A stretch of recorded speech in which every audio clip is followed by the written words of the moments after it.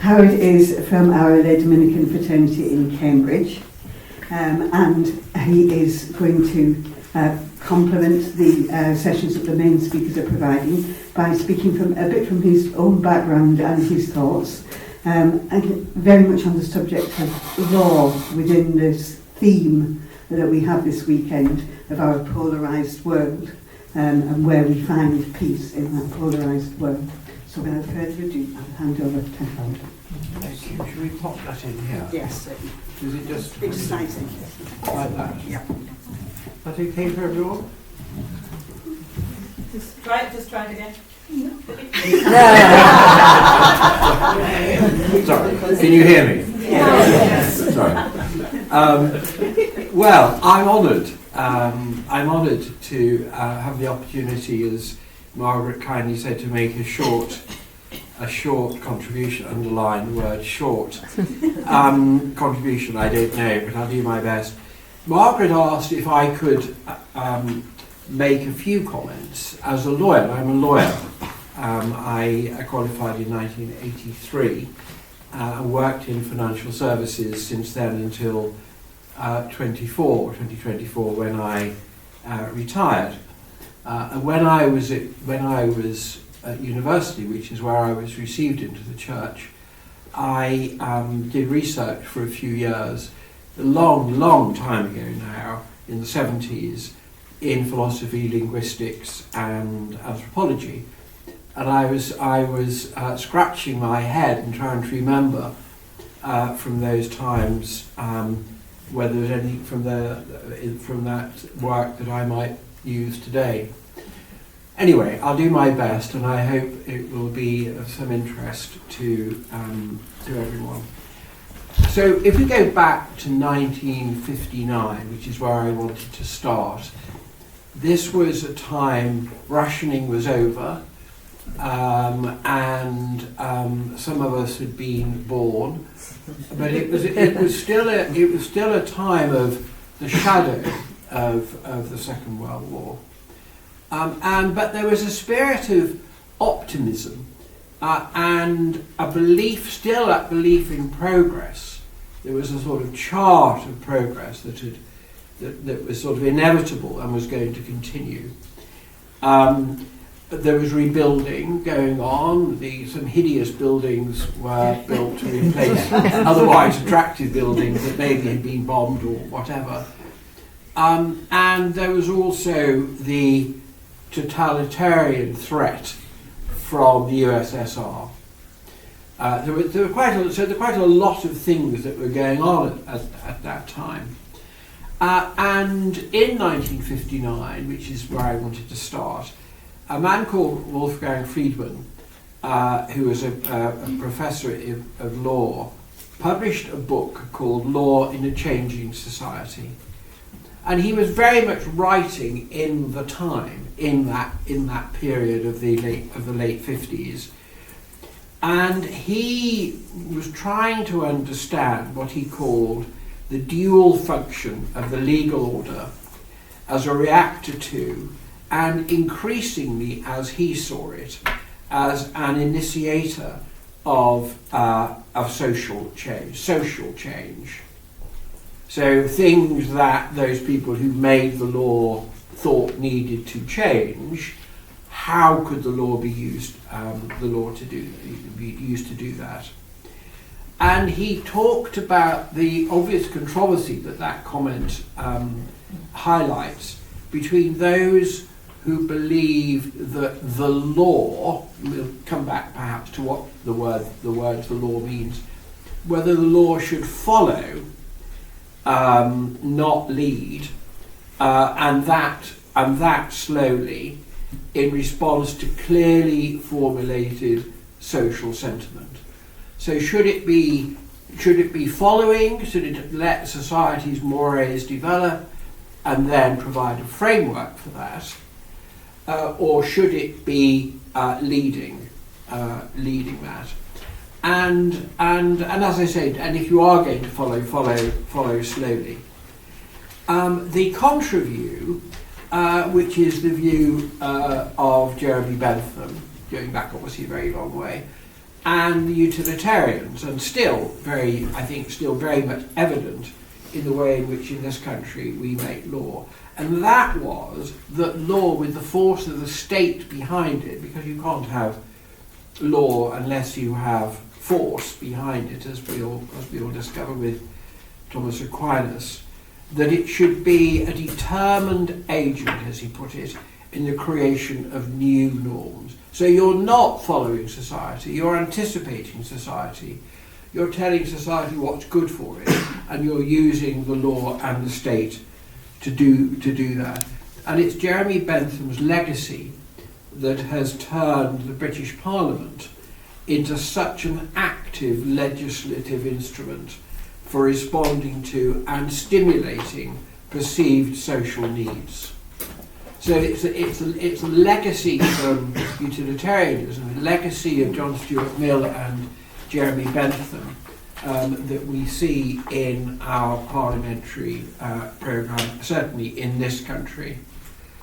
So that it's an active instrument for responding to and indeed stimulating perceived social needs.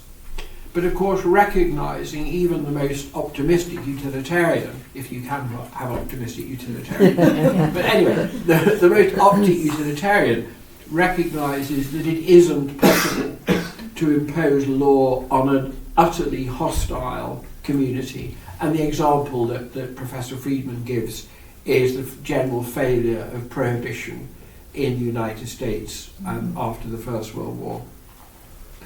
The issue of law and what the role of law is I think, exemplified, and it provides a good lead into my other comments, in the law of nations, which is the body of rules and principles of action that are binding on largely consenting states in their relations with one another. Private international law, the rules for managing conflicts between the laws of various countries, underpins economic and trading exchanges, and of course goes back a tremendously long way to the Phoenicians and all the trading enterprises of the Roman Empire, where people wanted to pay for goods without the money to pay for them, and then transport them around the world and make money at the end. And so the whole system of financing came as a result of all of that. But that's private law. Public law developed in the 16th century, mainly in the 16th century, with the rise of the system of states, modern state system, and obviously developed as the idea of the state developed, particularly as an independent state, independent of the sovereign. But of course, public international law has two challenges. One is, how do you enforce it? And the other one is its legitimacy, and they sort of go together in a way. But where does it get its legitimacy from? In the case of treaties, which is what we perhaps know best, legitimacy is reliant on agreements between legitimate sovereign powers. So, but of course, what is a legitimate power today might not be a legitimate power tomorrow, and then the support for the treaties can be undermined, or the border that's been negotiated in the middle of some straits or bay or whatever it might be. But the appeal, though, is, when you read the literature on public international law, the appeal goes beyond a consent and goes through to the law of nature, or natural law, as we'll talk about, and self-evident principles, as they are so often called, that should govern the relationship between states. And the law of nature became, or was an expression of the Ius Gentium from the Roman Empire, which in Rome at least became more or less synonymous with the Ius Naturale as developed by the Stoics. So a long time before, as they were looking for what is it that's across the empire, what can we what can we point to give legitimacy for Roman law. And so anyway, that's what they did, and St Thomas taught, obviously relied a lot on the idea of natural law, and it being part of divine law, or the law of God that was discoverable by human reason. So on the ground in civil society, going back to the idea of legal change, how does it come about? And it can come about initially through various devices, such as the relevant authorities, the state, in effect, deciding not to prosecute for certain offences, such as abortion. Before the changes in the 60s in the States and here, prosecuting authorities were very reluctant to prosecute for what was evidently a case of abortion. And they did that because they perceived, in a sort of quasi-democratic way, that there was a groundswell of opinion that made it difficult for them. The other one is through judicial fiction. So the fiction that people point to is that all suicides there's a presumption of unsound mind. So again, it's judges, particularly, and prosecuting authorities, feeling that they should not prosecute for suicide those people who've assisted in suicide, obviously particularly. And so the idea that they were of unsound mind is a convenient way out of that. But of course it really isn't democratic at all. But the argument is that there's a change in a perceived change in moral values and social thinking. And eventually legislation is passed to legalise within some framework what was previously prohibited in the case of abortion, for example, or other areas one might think of. And those changes that the legislators, the prosecuting authorities, the state feel they're justified by a general trend towards individual freedom of decision making in personal matters in a pluralistic society.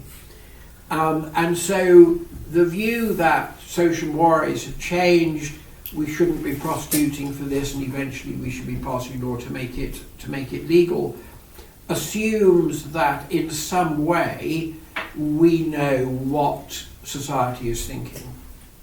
But of course you could also think about the economic factors that might influence thinking, the people who profit from changes in law, the people who make money out of the abortion industry, for example.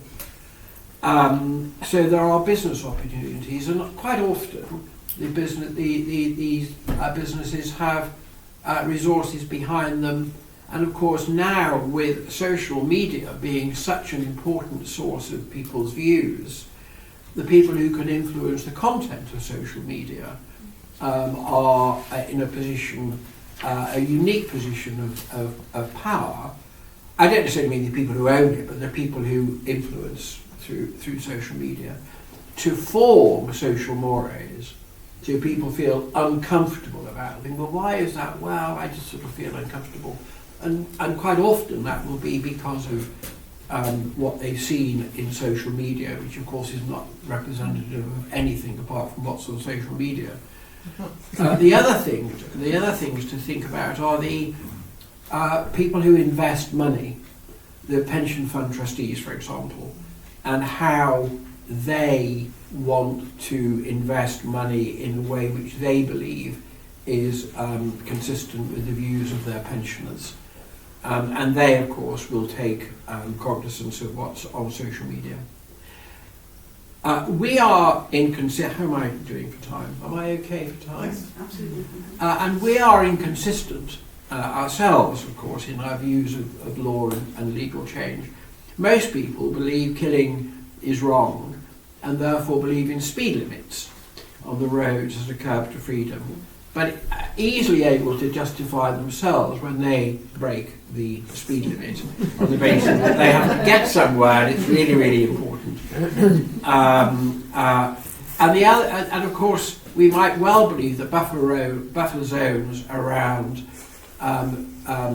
British Pregnancy Advisory Service abortion centres are an unjust infringement of freedom of expression. But on the other hand, we, society as a whole, also think that certain organisations should be outlawed and the expression of their views prohibited.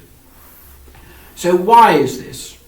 I think it's because we live, certainly in the UK and Europe, in a largely, almost overwhelmingly post-Christian world, where the common good, that is the utilitarian view of the common good, or the Rawlsian view of the veil of ignorance between the actor and the acted upon in decision making, those utilitarian constructs have replaced the idea of the mystical body of Christ, so that when we make our decisions and about our actions, instead of thinking, how is that going to impact the body of Christ? How is that going to impact the mystical body of Christ? We have a much more utilitarian view. We think about the golden rule and other things like that.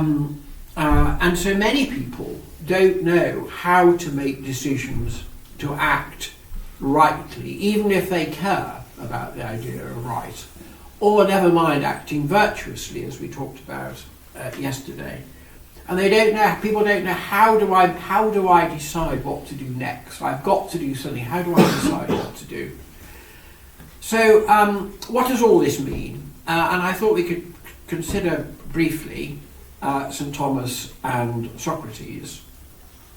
So, for St. Thomas, I have used, I hope not illegitimately, this book, which is the translation of questions 90 to 108 of the Summa, by a man called Fred Freddoso, who's an American professor. So I've used that. So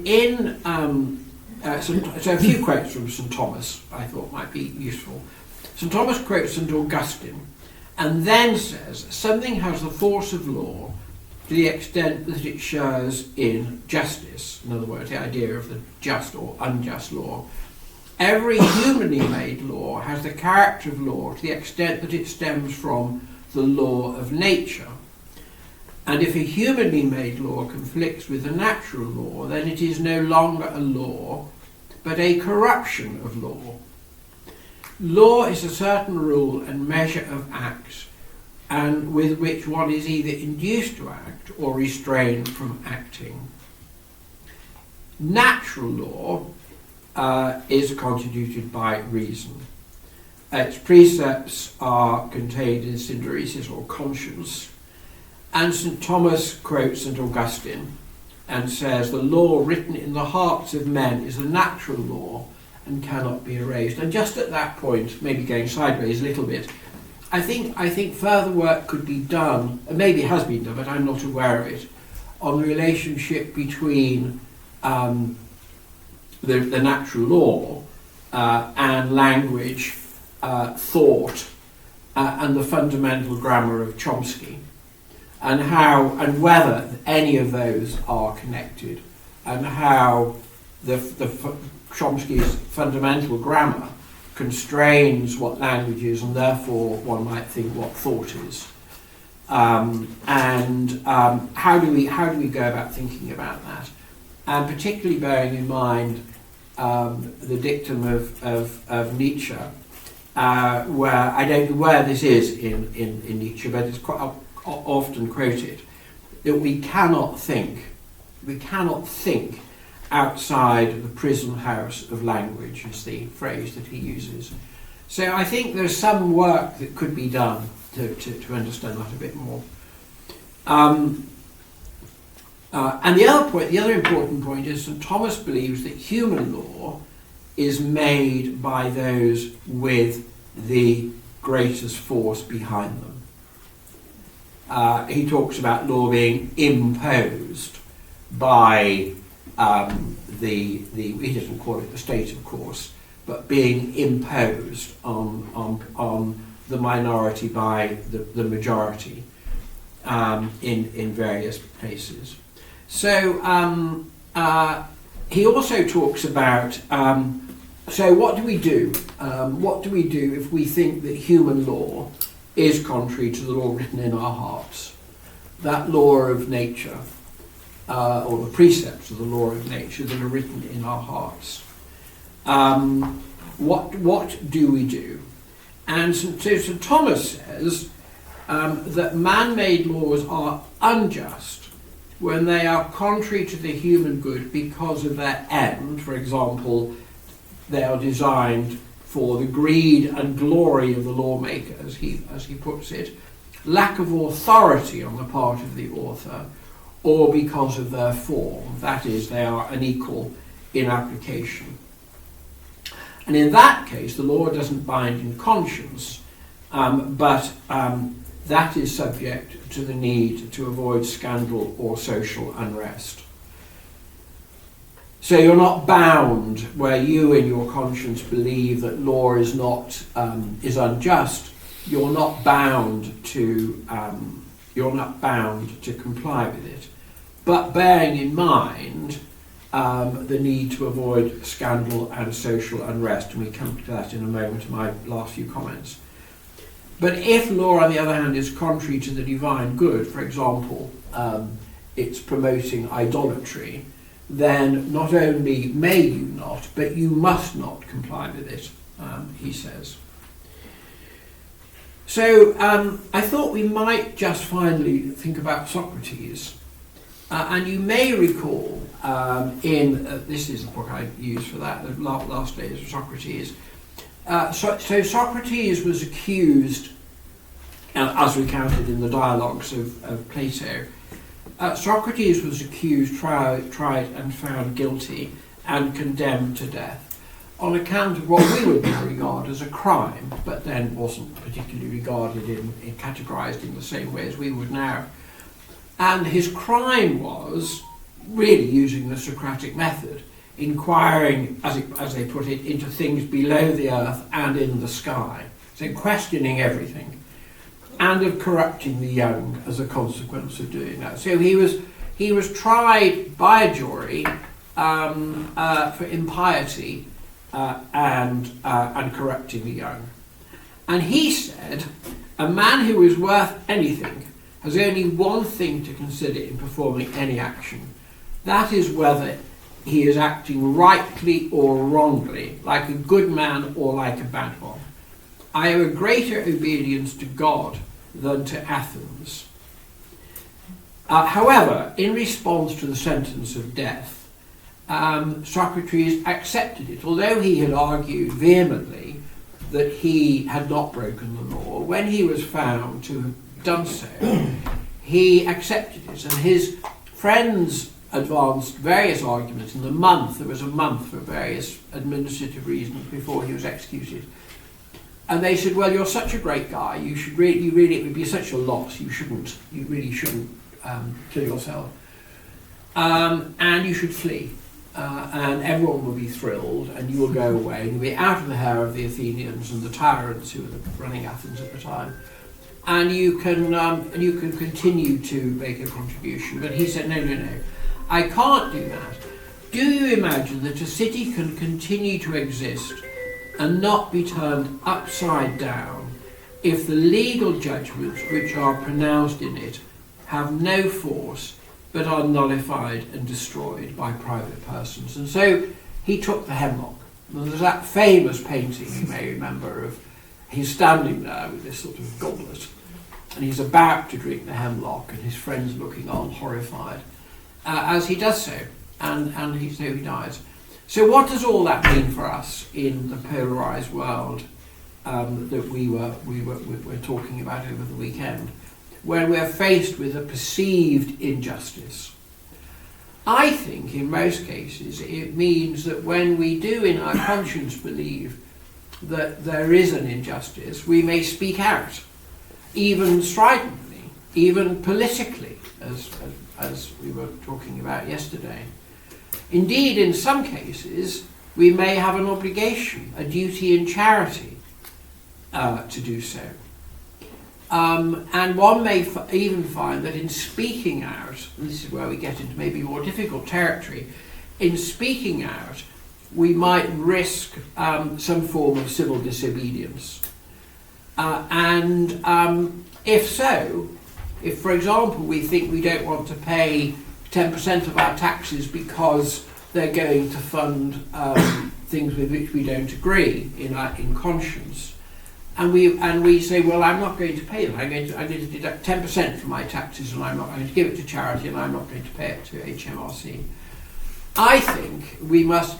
That's fine, maybe, but we must also be willing to accept whatever sanction follows. So I don't think, and that might be paying the tax you've not paid, it might be going to prison. And one of the points that you were making yesterday, Father, was that actually accepting the penalty, drinking the hemlock, going to prison, like Rosa Parks in the segregation protest in the States, or Martin Luther King, gives added weight to your case, because you respect the state sufficiently not to flee, not to run away, to drink the hemlock, and to add additional force to your argument. Anyway, thank you for listening. I hope that's been of some interest.